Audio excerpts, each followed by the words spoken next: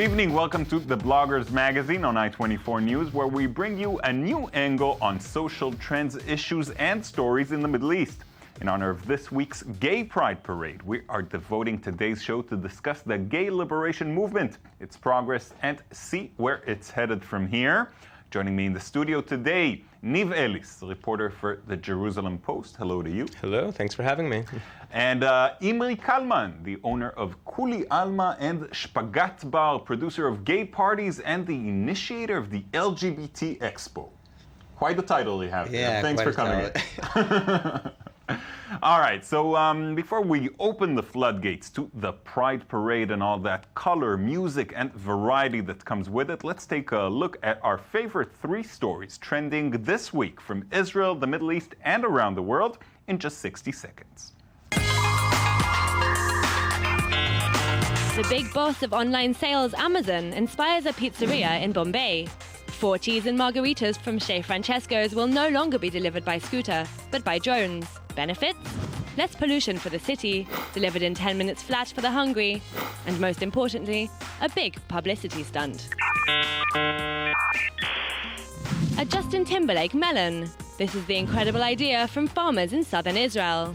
They wanted to pay tribute to the American star who performed last week in Hayakons Park in Tel Aviv. Yellow on the outside, orange on the inside, sweet to taste. This pop sensation will be available in Israeli supermarkets next September. Strong support for Tunisian Jasmine Revolution blogger Aziz Amami. He's accused police of slipping cannabis in his bag to stop his open criticism of abuse. Now he risks 5 years in prison. All right, so I already ordered my pizza. I hope that by the time we end our show, it'll be here droned. Great. It might take a little longer coming from India, but yeah, that could present a problem. And of course, the weed story is unbelievable. One person's tragedy is apparently someone else's fortune, as always. But let's get back on topic. There's no question that there's a new kind of family about with 2 moms or 2 dads. The question is, how different are these new families from the traditional model? While some differences are obvious, others are hidden, but in so many ways there's no difference at all. For more on same-sex families, here's today's portrait by Ron Friedman.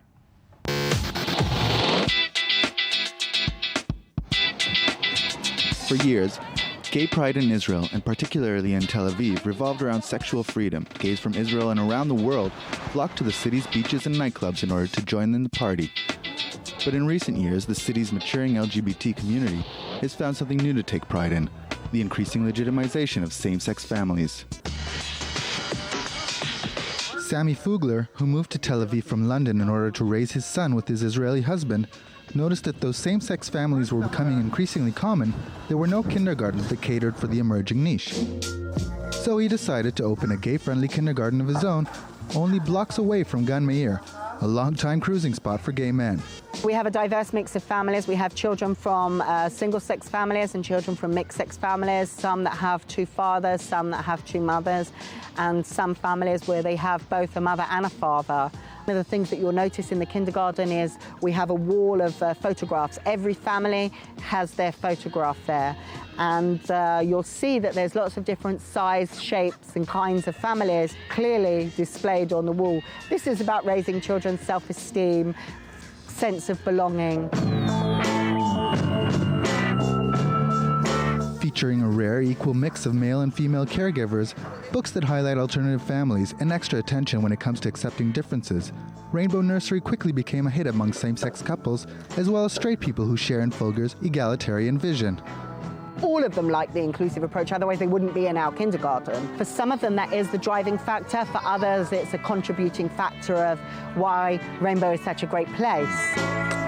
Fugler believes that same-sex couples' ability to have kids is a key toward the legitimization of homosexuality in Israeli society. Certainly in Israel, you can really feel it, that there's a very strong sense of family, that family is very, very important.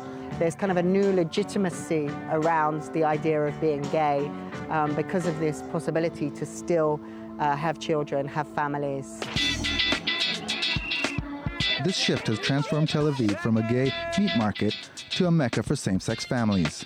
I think in Tel Aviv, the idea of single-sex or same-sex families is much more prevalent than it is in somewhere like London. I don't see it in London. You don't walk down the street in London and see other families that are like yours. Now when I go to the gay beach in the Hilton, I see the same people that I saw more than 10 years ago with their kids.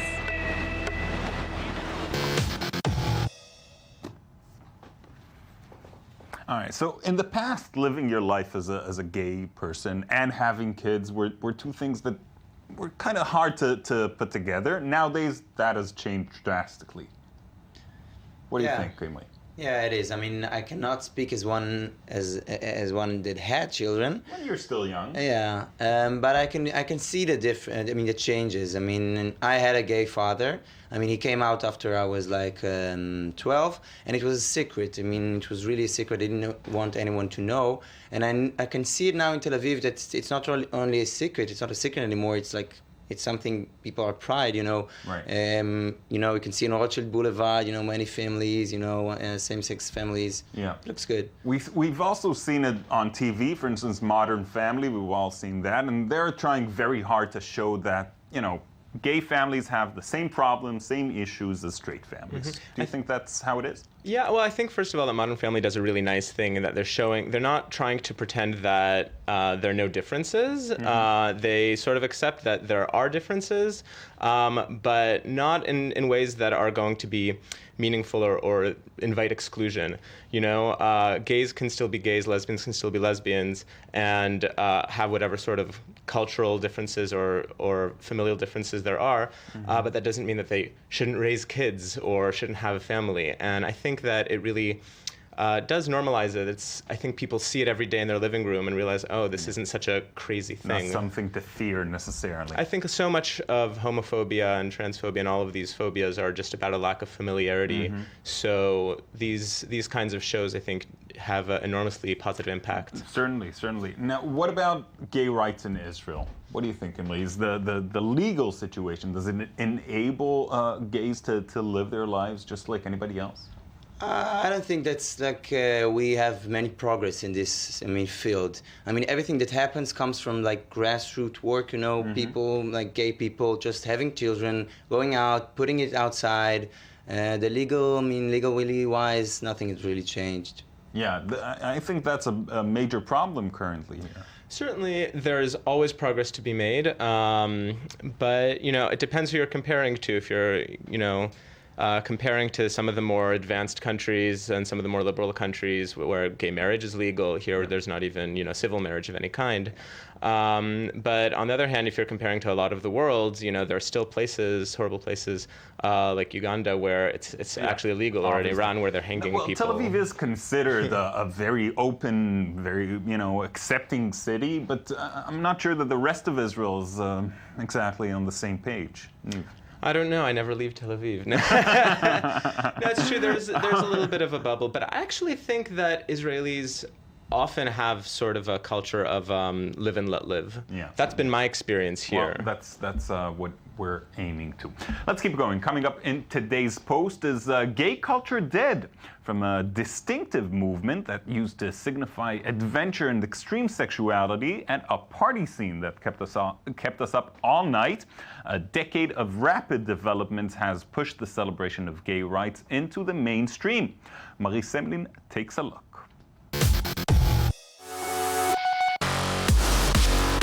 In 1969 New York, police raided the Stonewall Inn, a gay bar in the Greenwich Village, which sparked a series of spontaneous community demonstrations. It was the first gay pride. Goodbye to the hidden life, and hello to the 1970s gay culture in the limelight, with David Bowie as the ultimate gay pop icon, eccentric, androgynous and glamorous, dressed up as a woman on the cover of his album, censored in the US. Bowie provocatively declared he was bisexual, less because it was true, and more because it conquered audiences. All this at a time when The Doors released LA Woman, and Rolling Stones' Angie. Essentially, Bowie created a new, colourful and iconic era. Wonder Woman, Donna Summer, Cher, Boy George, Rouge, and of course Madonna, all unified by their taste for tight costumes, a tendency for sexual ambiguity, and for championing gay rights. The underground gay movement sets the trends, and in the 90s, being gay became the fashion, and drag queens sell. Today, you need to do more than just kiss someone of the same sex to make music headlines. Being gay is no longer taboo, therefore less and less provocative, and a little less glamorous.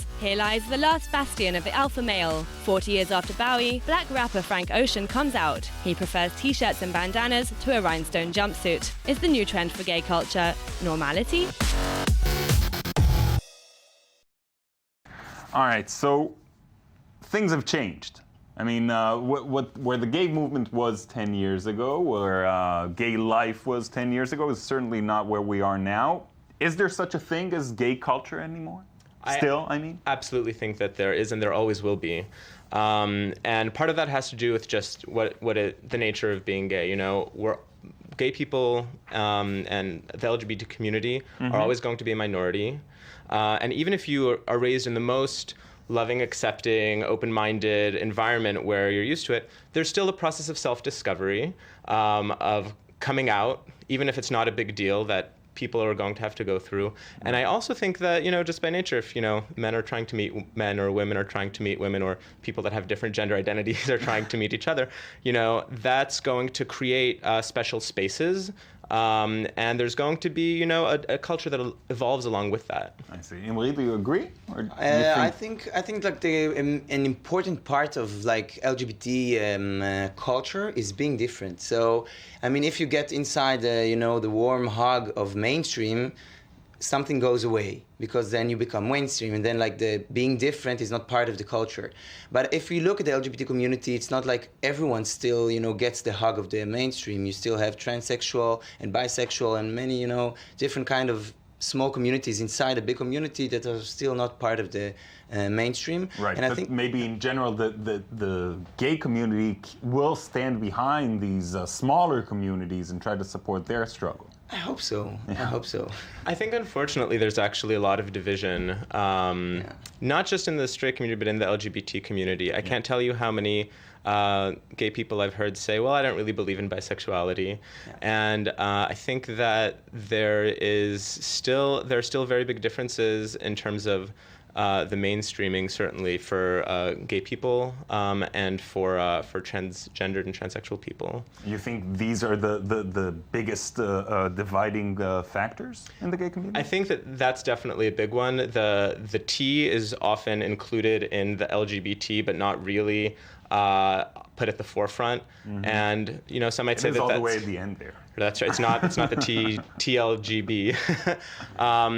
So I think that sometimes it's seen as, you know, lower hanging fruit to try to advance, you know, rights and advance issues that belong to, you know, sexual orientation, not gender identity.